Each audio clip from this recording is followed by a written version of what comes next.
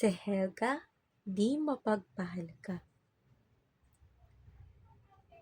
Isang araw, sa isang payak na bahay ng pag-asa, nakatira ang bata na si Helga.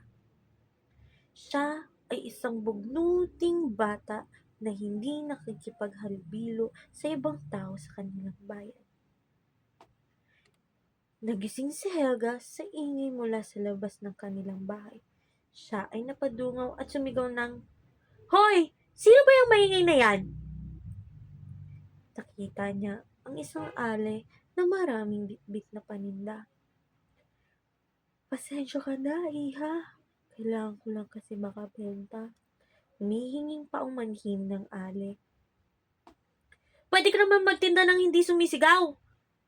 Pasigaw na sagot pa rin ni Helga. Nahihiyang naglakad palayo ang ale.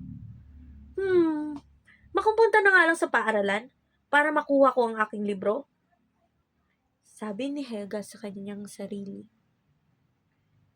Siya ay naglakad papunta sa kanilang paaralan. Dahil siya ay napagod na maglakad, naisipan niya sumakay ng jeep papunta sa paaralan.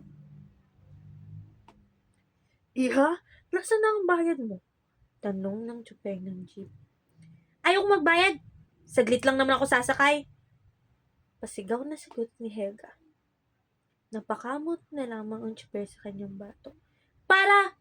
sigaw ni Helga nang matanaw na niya ang paaralan. Siya ay bumaba na ng jeep nang hindi nagbabayad. Naglakad na siya papasok ng paaralan. Nakita na niya ang ilang guro, ngunit hindi man lang siya nag-abala na sila ay batiin. Siya ay dumiretso na sa pagkuha ng libro na hindi man lang binabati ang kanyang guro.